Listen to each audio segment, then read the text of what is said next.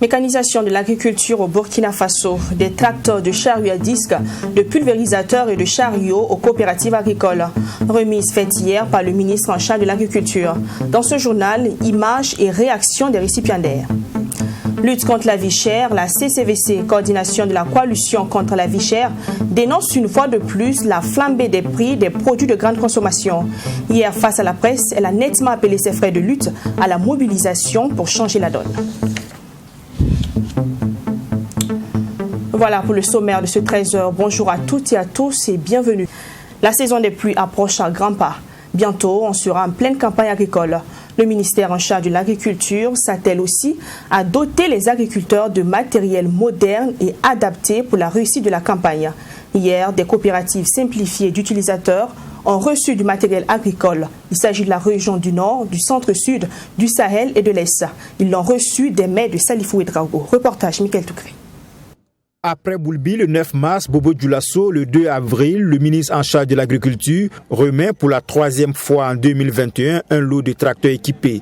Cette remise de 6 tracteurs porte le nombre d'équipements à 68 tracteurs et 113 motoculteurs. Un engagement du président du Faso, Rochma Christian Kaboré, de moderniser l'agriculture au Burkina Faso, dira le ministre en charge de l'agriculture.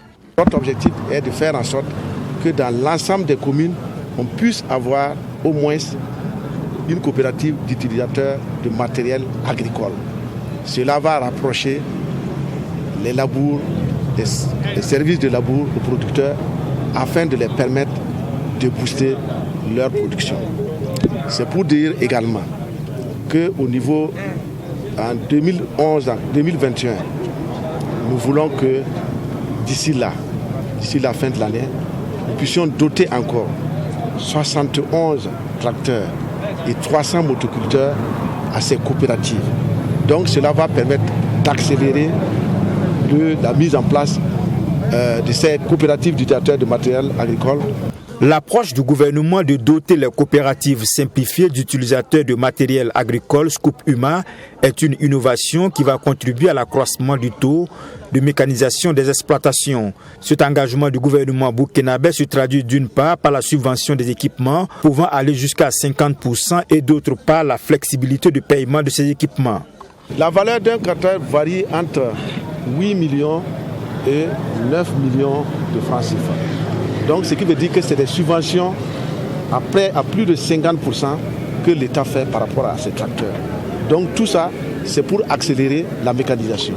Et dans cette dynamique, nous sommes en train de mettre dans chaque province un garage francigé qui va permettre le suivi et la réparation de ces tracteurs. Donc c'est en collaboration avec notre partenaire qui nous fournit des tracteurs et la Chambre des métiers pour qu'ensemble, nous puissions rendre une réalité ces garages dans les différentes provinces. Les Scoop UMA bénéficiaires de ces tracteurs sont issus des régions du Nord, du Centre-Sud, du Sahel et de l'Est. Pour le ministre en charge de l'agriculture Salifou Ouedraogo, le gouvernement entend poursuivre dans cette dynamique. Pour 2021, ce sont près de 70 autres tracteurs et plus de 300 motoculteurs qui seront mis à la disposition des Scoop UMA et ce, dans les mêmes conditions de subvention.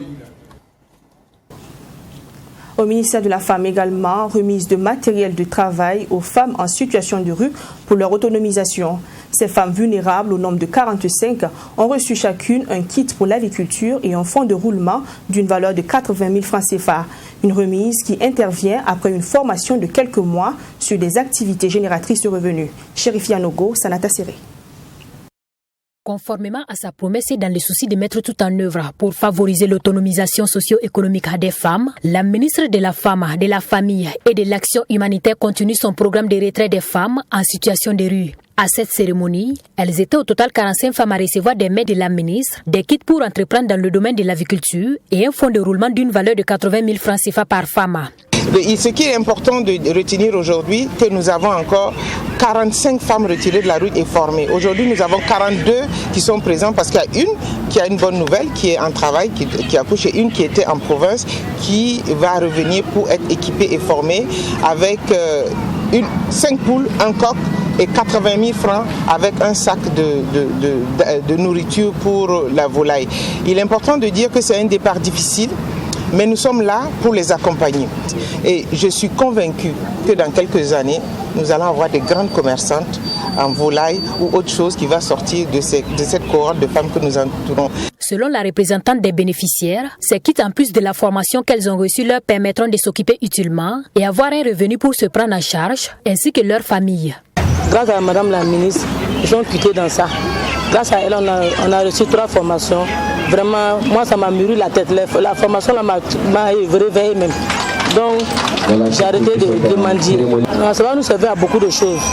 En tout cas, ça va faire qu'on va gagner l'argent, on va élever les poulets là. Grâce à ça, on va gagner beaucoup d'argent. La ministre a par ailleurs invité ces femmes à bien prendre soin de ces kits pour qu'ils puissent leur être utiles à long terme. Elle les a surtout exhortées à se mettre en association pour pouvoir continuer à bénéficier des crédits en cas de difficulté. En rappel, chaque kit est composé en plus de 80 000 francs CFA de 5 poules, un coq et un sac d'engrais pour volaille. La vie chère a-t-elle atteint son paroxysme au Burkina Faso? En seulement un mois, soit entre février et mars 2021, la CCVC, la coordination des coalitions contre la vie chère de la ville de Ouagadougou, note une hausse des prix des denrées de grande consommation au Burkina Faso. Denrées alimentaires, des hydrocarbures, des factures d'eau, d'électricité, bref, tout a augmenté alors que le gain salarial peine à suivre le mouvement. Au vu de la situation jugée assez pénible, la CCVC hier a invité la population à la rejoindre pour de meilleures conditions de vie. Fatima Tanikima. Entre février et mars 2021, les coalitions contre la vie chère CCVC de 5 arrondissements de la ville de Ouagadougou ont vérifié sur le marché le prix des denrées les plus consommées par les Burkinabés. Il s'agit entre autres de maïs, de sorgho, du riz et du petit mil. C'est du moins ces coalitions entendre les responsables de ces coalitions face à la presse. Selon ces derniers, il ressort de cette enquête que ces produits alimentaires ont connu une augmentation au niveau des prix. En décembre 2020 à Pissy, le sac de maïs de 100 kg coûtait 15 000 francs. En mars 2021, il est passé à 17 500. Actuellement, il est de 19 000, soit une hausse de 4 000 francs en l'espace de 4 mois et demi. Les questions de l'augmentation du prix du carburant, du gaz et de la cherté des loyers ont également été abordées par les conférenciers du jour. Ils estiment que la non-application de la loi portant bail d'habitation privée dans le pays est la cause principale de l'augmentation des prix de loyer dans la ville de Ouagadougou. À Ouagadougou, et particulièrement dans les quartiers comme Dapoya, Karpala, Ouidi, etc., les loyers des chambres salons ventilées avec douche interne varie entre 30 000 et 40 000. Dans les mêmes quartiers, le loyer des chambres salons avec douche externe varie entre 20 et 25 000. Les loyers des entrées couchées, qui coûtaient 6 000 francs en 2007, varient aujourd'hui entre 15 000 et 17 500. Selon les conférenciers, en plus de tout cela, viennent s'ajouter la cherté et l'indisponibilité de l'eau et de l'électricité au profit des populations. Au regard donc de toutes ces difficultés relevées, ils appellent les populations à s'affilier aux différentes CCVC de la ville de Ouagadougou pour lutter contre la vie chère. Pendant que la CCVC auscultait les conditions de vie au Burkina Faso, le RENLAC, lui, se penche sur le secteur des infrastructures. Les recherches ont concerné la route Manga-Zabré, Kantchari, frontière du Bénin, la RN4 et les infrastructures du 11 décembre à Banfora. Je vous laisse découvrir de vous-même le résultat de cet examen. C'est dans ce reportage de Abdoulrahim Niénié. Abdoulrahim Niénié qui a pris part hier à l'atelier de restitution du suivi citoyen des projets routiers de l'année 2020 du RENLAC. Le RENLAC relève des insuffisances dans l'exécution des travaux de construction de routes observés courant l'année 2020. De la route Kantchari, frontière du Bénin, Manga-Zabré aux infrastructures du 11 décembre 2020 à Banfora, les cahiers de charges n'ont pas été respectés par les entreprises selon le RENLAC. Il déplore aussi la non-implication des populations dans l'exécution des travaux. Il y a des endroits où les délais n'ont pas été respectés. Les travaux sont faits vraiment à la hâte et en tout cas sans respect de certaines normes. Et que ce soit dans le cas des travaux du 11 décembre, c'est là même que vraiment le problème est encore criard. Voilà, vous avez vu que quand la pluie est venue, en tout cas les infrastructures ont pris un coup. Oui, Manga Zabré, nous avons suivi, nous avons relevé en tout cas des manquements et nous avons pu également obtenir des résultats en attirant l'attention, j'allais dire, de l'entreprise pour corriger par endroit. Mais il y a par endroit où, en tout cas, cela n'a pas été fait. Par exemple, les panneaux de signalisation, il y a des panneaux qui sont vraiment en mauvais état. Il y a parfois des endroits aussi où le travail a été, les caniveaux n'ont pas été faits selon, en tout cas, les normes. Quant à la route passant devant l'hôpital Yalgado à l'échangeur de l'Est, le Renlac dit être déçu par le retard accusé. Dans le même cadre, il invite le ministère en charge des infrastructures à prendre ses responsabilités pour éviter le même problème sur une partie de la route Kantiari, frontière du Bénin. Et quand vous prenez la route Kantiari, frontière Bénin, le premier lot est presque, j'allais dire, fini, alors que le deuxième lot n'a même pas encore commencé. Et pourtant, c'est dans les mêmes localités géographiques. Donc, nous pensons que l'entreprise a bénéficié de trop de largesse de la part, en tout cas, du ministère. Il va falloir, en tout cas, résilier son contrat ou, en tout cas, réattribuer le marché à une autre personne. Parce que dans la même localité, on ne peut pas comprendre que la première entreprise a pu faire son travail et est presque à la fin, tandis que la deuxième n'a même pas encore commencé et invoque des raisons que, vraiment, nous pensons ne pas être fondées. Le ministère des Infrastructures a félicité les responsables du Renlac pour le travail de veille qui permet d'améliorer le service public. Le représentant du ministre à cet atelier a pris l'engagement de la mise en œuvre des recommandations. Nous essayons autant que faire se peut de mettre en œuvre l'ensemble des recommandations qui sont formulées. Comme le représentant du Renlac l'a dit, depuis 3 ans nous travaillons en partenariat avec le Renlac. Et nous allons prendre l'engagement ici, au nom de Monsieur le ministre des Infrastructures et du Désenclavement, de faire en sorte de mettre l'ensemble des recommandations qui seront formulées, et ce matin, et celles qui avaient déjà été formulées par les différents rapports. Notons que les actions de suivi citoyen réalisées par le Renlac est le fruit d'un accord entre l'institution et le ministère des Infrastructures et du Désenclavement. Mais le Renlac déplore la non prise en compte de ces recommandations par le gouvernement et espère compter sur l'engagement du ministère cette année pour améliorer la qualité des infrastructures au profit des populations. Dans la suite de cette édition, première conférence nationale ordinaire pour le Conseil national de l'économie informelle du Burkina. Elle s'est tenue hier à la Chambre de commerce de Ouagadougou. Une rencontre qui a permis au Bureau exécutif national du Conseil de dresser le bilan des actions menées en 2020. Sanata Serré. Les mesures gouvernementales de riposte à la pandémie du Covid-19 ont impacté la mise en œuvre des actions du Conseil national de l'économie informelle au cours de l'année 2020. Toute chose qui n'a pas permis à la structure de dresser un bilan annuel, selon ses premiers responsables.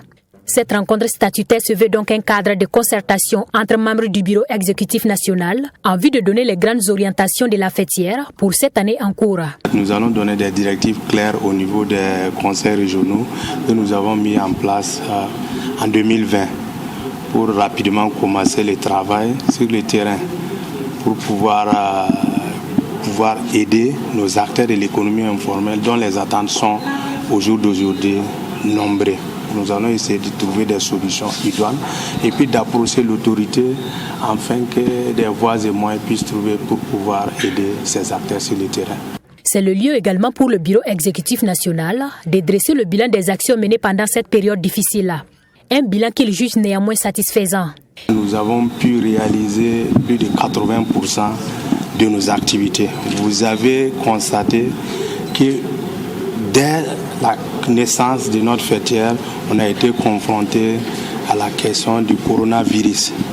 Vous avez constaté dans les médias les différentes sorties que nous avons faites. Nous avons plaidé la cause des acteurs et puis les autorités nous ont été favorablement accueillis et puis on a eu des vues pour donner aux acteurs.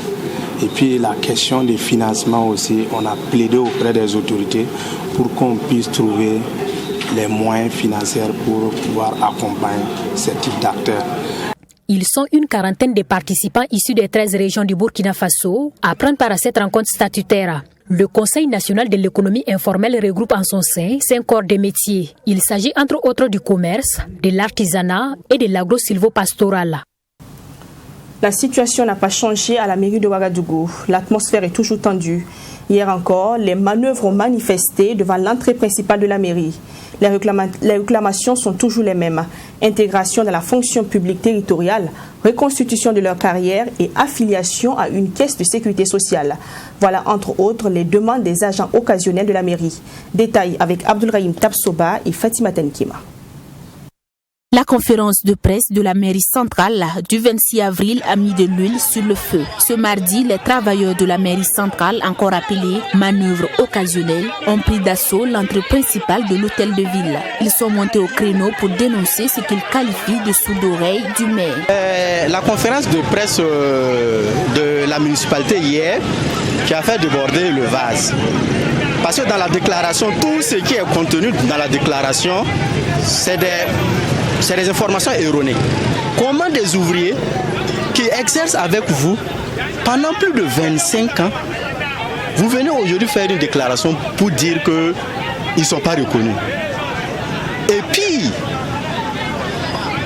elle fait comprendre au peuple burkinabé que le salaire réclamé, c'est pendant la période de grève. Non, ce n'est pas pendant la période de grève. Et ces ouvriers savent très bien que lorsqu'on grève, on n'a pas droit à un salaire. Ils le savent très bien. Balais et spatule à main, ces manifestants se disent déterminés à aller au bout de leurs revendications. Revendications qui s'articulent autour du paiement de 3 mois d'arriérés de salaire, leur intégration dans les effectifs de la mairie, la reconstitution de leur carrière et leur affiliation à une caisse de sécurité sociale. Nous voulons dire au maire de revenir sur sa décision. S'il ne le fait pas, nous n'allons pas nous en sortir et nous allons même mourir. Et tant que nous n'allons pas recevoir nos 3 mois d'arriérés de salaire, nous n'allons pas bouger de la mairie. Donc nous ne comprenons pas pourquoi il refuse de reconnaître les 3 mois d'arriérés de salaire. Donc nous réclamons également la CNS, bien sûr, parce que depuis 25 ans de service, 25 ans de service sans déclaration, sans congé, ni de bénéficiaires, ça veut dire nous ne bénéficions rien de la mairie, je ne pense pas de nos droits. L'argument selon lequel les manœuvres de la mairie n'ont pas repris le travail depuis la levée de leur grève illimitée de 3 mois ne tient pas selon les manifestants. Samedi dernier, nous avons travaillé à la mairie jusqu'à 13h. Le maire nous a même regardé travailler. Mais aujourd'hui, il ose affirmer que nous ne travaillons pas, que nous ne faisons que dormir. Ceux qui viennent nous remplacer viennent après que nous ayons fini de travailler. Ils ne font que dormir sous les manguiers. Toutes les tentatives des manifestants pour rencontrer le maire de la commune de Ouagadougou n'ont pas été fructueuses, selon Noufé Bamougo. Des manifestants qui disent également être disposés à prendre part à d'éventuelles négociations en vue d'un dénouement pacifique de la situation. Maintenant, direction Manga, dans le centre-sud de notre pays, pour revivre l'ambiance de la foire du Dolo et des mets locaux de Manga. Ce rendez-vous a été rythmé par des prestations d'artistes de la localité. Le concept est à sa première édition et a connu son épilogue dimanche dernier. Ambiance avec Sanata Séré. Manga est longtemps reconnu pour sa bière locale, communément appelée Dolo. C'est en vue donc de valoriser cette identité culturelle et magnifier par la même occasion les dolotières de la commune qu'a été initiée cette foire. Une foire au cours de laquelle le Dolo et les mets locaux de Manga étaient à l'honneur. La plupart de nos mamans à Manga ici, c'est leur activité principale. Le Dolo depuis belle lurette. Voilà. Et le Dolo a fait beaucoup de cadres aujourd'hui. Voilà. Donc on s'est dit que le Dolo, c'est le moment pour nous de valoriser ça, pour que nos mamans reviennent à la vieille tradition de faire le Dolo pur. Voilà. Qui est très très très nourrissant. Voilà, comme ce que est en train de faire la marraine à Ouagadougou, industrialiser le Dolo pour que ça parte jusqu'à l'extérieur. Pour une première édition, voilà, les gens ont adopté l'idée, ils ont fait de l'activité leur activité et je suis vraiment très heureux. contribution des communautés vivant de la commune de Manga à la sauvegarde et la promotion de la paix, c'est sous ce thème que s'est tenue la première édition de la foire du dolo et des mets locaux de Manga. L'initiative a été saluée par la présidente de l'association des dolotières du Burkina Faso, par ailleurs marraine de l'édition. Je suis très heureuse de l'initiative. C'est chez moi et ce sont mes parents. Donc c'est un plaisir pour moi de les accompagner dans la promotion du dolo, la bière de mille. Nous sommes nés trouver cette boisson. C'est ce que nos parents vendaient pour payer nos scolarités et soutenir leurs maris. Beaucoup ont aidé la famille à travers la vente du dolo. Donc c'est une boisson que nous devons aujourd'hui promouvoir. Le code n'est pas la seule voie du succès. On aimerait aussi que nos enfants en boivent. Cette première édition de la foire du dolo et des mets locaux de Manga a connu la participation effective des autorités coutumières et administratives de la commune. Elle a été marquée par des prestations d'artistes, des expositions et une compétition de la meilleure dolotière de Manga. Et ce sont au total 8 dolotières qui ont pris part à cette compétition. En sport, c'est parti pour les activités culturelles, sportives et loisirs des universités du Burkina Faso. Le ministre de l'Enseignement supérieur, de la Recherche scientifique et de l'Innovation, professeur Alkassou Maïga, a officiellement lancé le jeudi 22 avril 2021 à Bobo-Dioulasso la saison 2020-2021. Cette édition se tient sous le thème culture, sport et loisirs dans nos institutions d'enseignement supérieur, gage de cohésion sociale. La correspondance de Joseph Koutko. C'est parti pour les activités sportives et culturelles édition 2020-2021 des universités du Burkina Faso. Prestations d'artistes, défilé des régions universitaires du Burkina, un match de football opposant l'université Nazi Boni à celle de Dédougou furent les activités qui ont marqué le lancement de cette édition. Une initiative à mettre à l'actif du CENU, Centre national des œuvres universitaires. La tenue de cette activité, il faut dire d'abord que la mission du Centre national des œuvres universitaires, c'est d'accompagner les étudiants afin qu'ils aient accès, faciliter l'accès des étudiants à la formation au travers des œuvres universitaires. Et notamment, vous avez le logement, vous avez la restauration, vous avez le sport, vous avez la santé, quand on dit sport, culture et art, vous avez le logement, la santé, vous avez la mutuelle et bien d'autres. Vous avez aussi le soutien psychologique et aussi la dictologie, c'est-à-dire les étudiants dépendants de produits. Et vous avez les stages et le développement professionnel des étudiants pour un peu pallier à la question de vie des professionnels quand ils finissent leurs études. Pour le ministre en charge des sports, cette initiative arrive à point nommé car elle devra permettre aux différentes universités de se préparer pour l'UCBF dont le lancement est annoncé pour bientôt. C'est une formidable opportunité pour nous parce que vous savez que cette année, l'UCBF n'a pas pu se tenir dans son format habituel alors que le sport scolaire et universitaire est un des maillons essentiels en matière de formation et de relève. C'est un secteur qui a toujours donné des talents pour nos équipes nationales et c'est avec plaisir donc que nous avons accueilli cette initiative du CENU qui donne des compétitions au niveau universitaire et c'est l'occasion pour moi d'annoncer aussi que les phases finales de l'UCBF vont se tenir à Tinkoro et ça sera avec les grandes écoles et les écoles universitaires encore et c'est une idée donc de voir que c'est un secteur qui vit et c'est avec plaisir que nous voyons que ça puisse se dérouler dans un cadre convivial et avec beaucoup de beaux gestes. Culture, sport et loisirs dans nos institutions d'enseignement supérieur, gage de cohésion sociale, c'est autour de cet esprit qu'a été organisé le lancement des activités sportives et culturelles, édition 2020-2021 des universités du Burkina Faso. Sport toujours, 6e match entrant dans le cadre de la Coupe de la Confédération. Salita s'est entraîné pour la première fois ce mardi dans la nuit. C'est avec une température qui avoisine 15 degrés que les colombes ont foulé la pelouse du stade.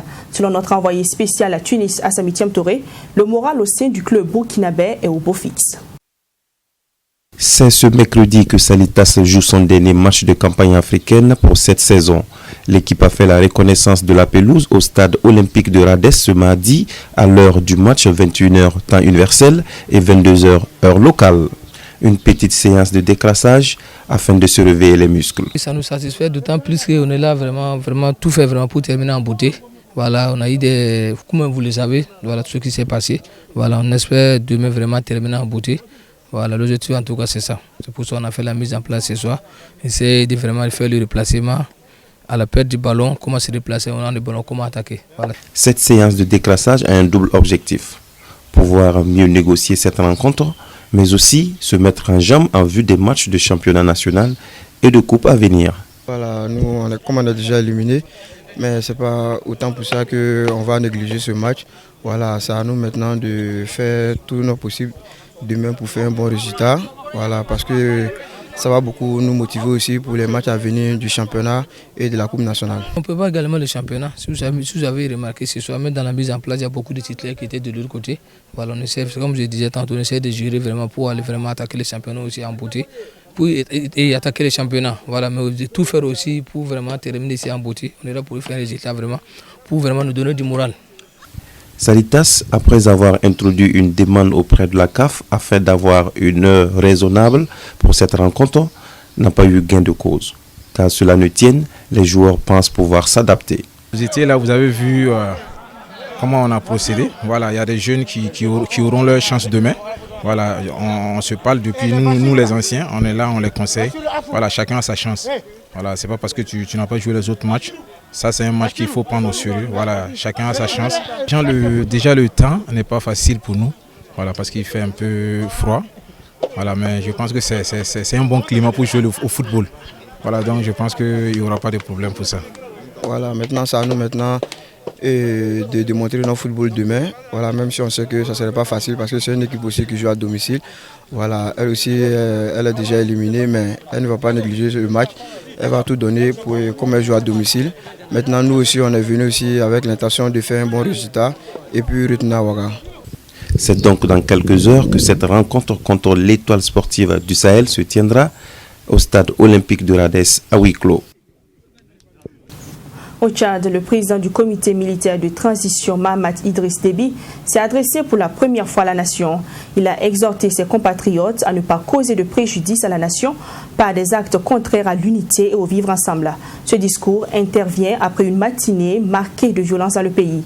Un extrait du discours du président du comité militaire de transition dans cet élément. Nous en appelons une fois de plus au sens des responsabilités de toutes les Tchadiennes et de tous les Tchadiens. Dans un sursaut patriotique, nous devons faire taire les rancœurs et les incompréhensions, transcender les intérêts égoïstes et surmonter les divisions pour se consacrer sur l'essentiel, l'intérêt supérieur du Tchad. Aucun État ne peut prospérer dans un environnement marqué par le désordre, l'anarchie et le chaos. Aucun pays ne peut avancer sur le chemin du progrès si la haine est le pain quotidien de ses filles et de ses fils. C'est par l'amour, la fraternité, l'entente, le pardon et la tolérance que nous pouvons refonder notre pays et demain léguer à la postérité une nation vivante, développée et respectée. Ce combat pour demain commence aujourd'hui. Et pour gagner ce pari, il faut absolument, impérativement et nécessairement une action collective et une contribution générale pour la paix de cœur. C'est la fin de ce 13h. Merci de l'avoir suivi. On se retrouve demain sur ce plateau pour notre tour de l'actualité. Prenez soin de vous et prenez soin de vos proches. À demain.